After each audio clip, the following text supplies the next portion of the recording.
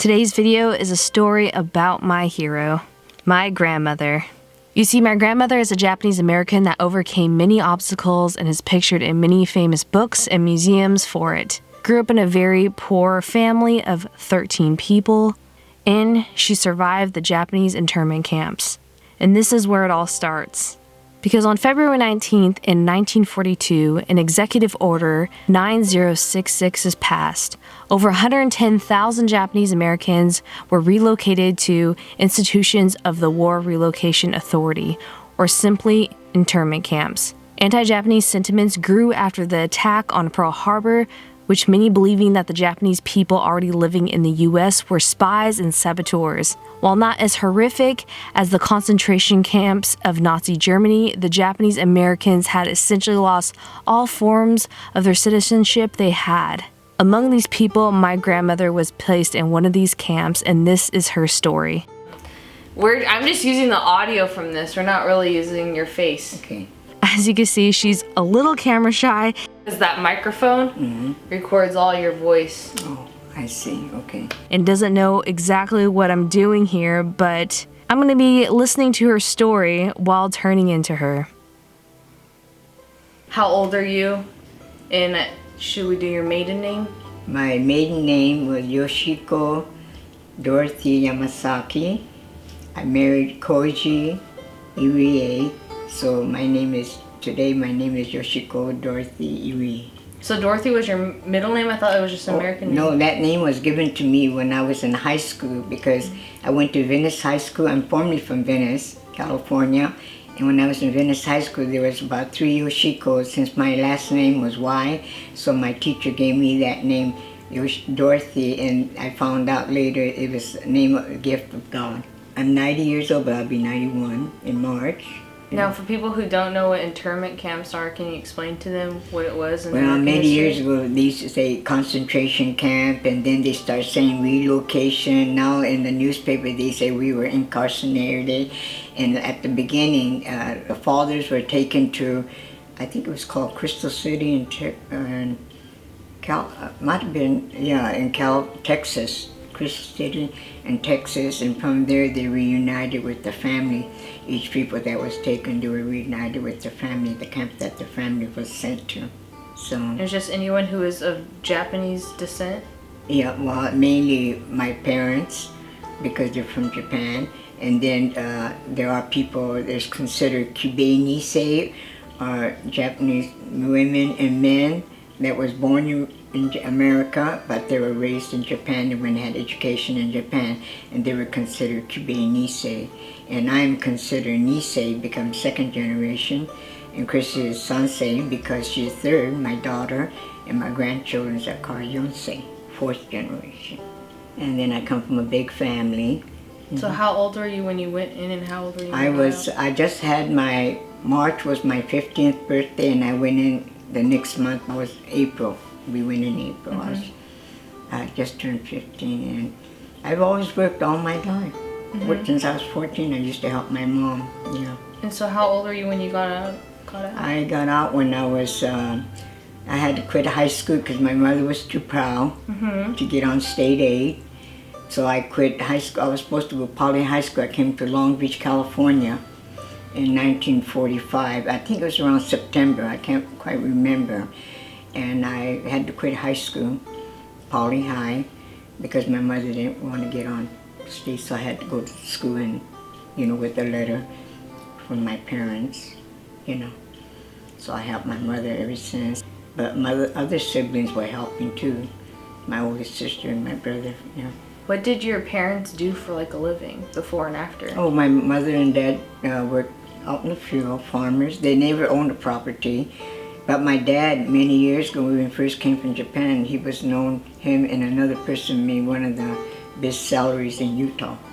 And then he came to California, and my mother and dad started having family. Very hard because I come from a family of 11, I'm right in the middle.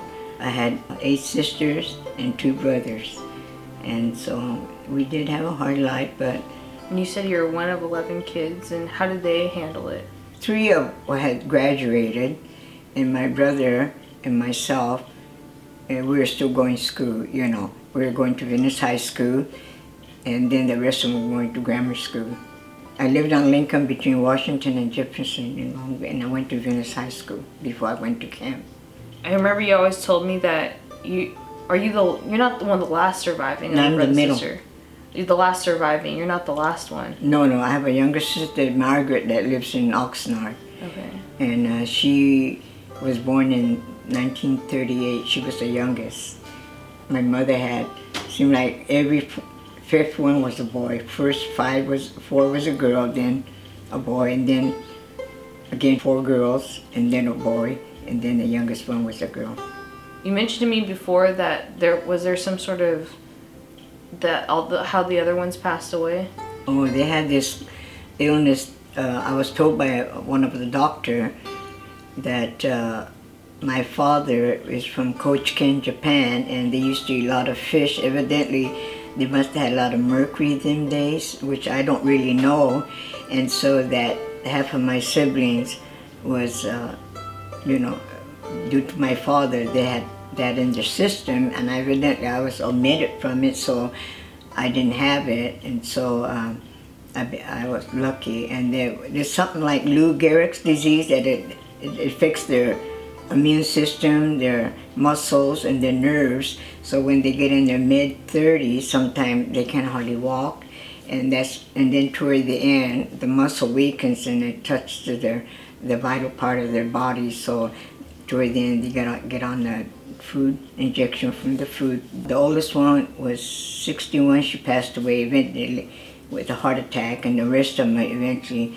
died from that illness too, because the muscle don't move, so they have problem with their bowel movements and internal illness. So and you didn't get it? No, thank goodness, because my 2 daughters kind of got worried and told the doctors about it after they got married, and the doctor said, well, if your mother doesn't carry it, that I don't think you'll be getting it. So they've been pretty lucky. I've been in good health. Then I had a happy marriage. I lost my husband in 40, let's see, it's been about 12, it'd be 12 years this coming March. I met my husband. We're in the same class in school in Manzanar, but I didn't know him. After we came out of camp in 1945, we started kind of going together, and then he went into the service in 46, came out in 47, and 2 years later, we got married in 1949. I had 2 daughters. The oldest one is 67 this year, and the youngest one will be 63. I have 4 grandchildren. One is part Caucasian. My oldest daughter married Caucasian, and my younger daughter married a Japanese, and I have 4 grandchildren, 3 grandsons and 1 granddaughter. And so I'm very proud of her. She's doing real well. And my grandson, they say, looks a lot like my daughter, Christine, and Christine looked like her father. And my husband's name was Koji Iri.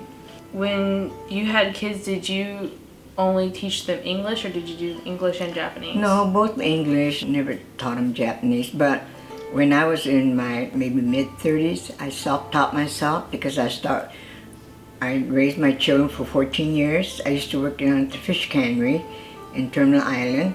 And then I remember there are a lot of Japanese. When I went back after 14 years, when Christine, my oldest, was 14, I went back to work. And I was in the union, and I was getting paid $2.60 an hour. And then the one that weren't union, they were getting paid. That was in 1965. I went back to work, and then girls from Japan, married to different nationalities. I wanted to learn to speak English so I could help them out, communicate. I've been doing it from the time my mother's age. When we came out of camp, I was helping my mother, my mother-in-law, my friends, my mother's friends, and then after 15 years, I went back to work, and I was helping out a lot of the girls, and I self-taught myself. I learned medical terms in Japanese, and how I taught myself is if they tell me in Japanese whatever the words that I want to learn, then I would come home and write an English syllable. And then. So is English not your first language? No, English is my first language. Japanese is second language. I self-taught myself in my I was in my late 30s. and start learning. How many languages do you know? I could speak about 6, 7 languages, just for courtesy. Good morning, thank you, you know. But I just started learning to speak Korean, and because one of my grandsons has a Korean girlfriend, and I look at Korean soap opera, which I enjoy very much. Have to be home at 8 o'clock. watching Korean. So I don't go to a lot of my grandkids. They invite me for birthday party, dinner, but I said no, I got to go home. And so I got to go home, take a shower, and watch my program. So, you know. And you like to go to Vegas? Yes, I do, but I went to Vegas for almost 20 years, but then I quit because of my sciatica. And so I stopped going day trip near San Diego casinos, about 3 or 4 different casinos, but I don't go that often anymore. And due to my age, because I don't want to be a burden to anybody in case I should fall at the casino, that's one reason I don't go as often. When I feel well, I'm gonna go. And then my birthday, which is the 9th of March, I was actually born March 9th. On my birth certificate, I didn't know, but my sister registered me. My birth name is Yoshi, but my sister registered me Yoshiko since I was in kindergarten. So for almost 20-something, well, almost how many years now? God, I guess I was in my late 70s when I realized that my name was, you know, Yoshi. I had a very nice life. I have 2 wonderful grandkids, and I had a good, two good daughters. So I did have a good life, and to this day I'm still driving. When my daughter come and said, "Mom, come and live with me," but I said no because it takes my independence away. Yeah. So I'm very happy today. I've been in good health. I could say I'm 100% pure, other than taking blood pressure pill, because I don't believe in taking a lot of pills like NyQuil and the other kind of pill over the counter. I nurse my own self. In fact, I was coming down with a cold not long ago, and I remember I drank a lot of hot tea, green tea with lemon and honey, and before I went to bed I took a nice shower and took myself Chivas Regal.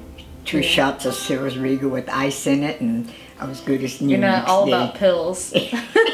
All about pills. That's one thing I don't do. Yeah. You know, I used to take aspirin, but then my doctor told me that I should, you know, because I've never been in the hospital for 60 years after I gave birth to my last son. And then I did have a son. I lost him through illness called molar neuron. And then he was at the Long Beach Children's Hospital, so I used to make donations over there. And then after that, I think just recently, my oldest daughter Christine took me emergency.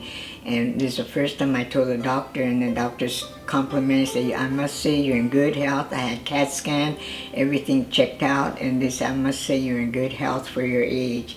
And everybody compliments me. And I just went to get my small device, because I'm still driving, and I took a test, and I passed, just missing 1 question, and then I passed it, and then I'm able to drive until I'm 93. So I went to the small place, and they told me, "Well, I think this will be my last time I won't be able to drive anymore." He said, "Oh my gosh." I said, "Because I'm going to be 91 next month." And he said, "Oh my gosh, you don't look it, you don't sound it." Everybody compliments me, and like I say, mind over body. I try to stay well, you know, take care of my family. What do you think of YouTube and me doing YouTube as a job? You? God, I think I'm so proud of you. I'm very happy. I tell all my friends, in fact, just recently I was on the bus, and this one lady was talking to me, and I was telling her about my life, and people tell me, "Oh, Dorothy, you should write a book, Dorothy." No. And do you have any advice for people in life in general? I do. I think my theory in life is be kind, be helpful, and if you have a disagreement, don't hold grudge. And then you can forgive them, but you cannot forget what they have done to you. But never hold grudge, because that grudge would hurt the other person that you don't like. It's going to bother you more than it bothers the person. So I always tell my friends, whether they do it or not, I tell my grandkids the same thing. I says, whether you do it or not, when you go to people's home, don't put your hand in the refrigerator, don't put your hand in people's drawers, because that's not your place. So I always taught my kids, and whether they do it or not. And then sometimes they say, "Oh, Grandma, that's old-fashioned," but that's my theory, that be good, be helpful. I used to do all the paperwork for the girls that come from Japan and unemployment office. I used to do a lot, and I think the good Lord blessed me for that. That's why I'm here, to help people. And that's my mom always told me, because we come from a big family, have your hair combed and make sure your hem is up on your dress, because people know that we're not well-to-do people, that we're poor, so they look at you that way. So that's how I was brought up, and my mother always taught me to always take care of the elders and respect the elders. That's how I was brought up. So I think I have a good life, you know. My mother taught me that way. I hope you guys enjoyed that video. This is part 1 to a 2-part video. So subscribe to stay tuned for that, where we're going to go more in depth into what it was like being in the Japanese internment camps, from my grandmother's life history and perspective. Thank you guys so much for sticking around and watching this. This has been so important to me. It's taken me over 2 months to make 2 videos, so I can't wait to show you the second part. I love you all, and I will see you in the next video. Bye!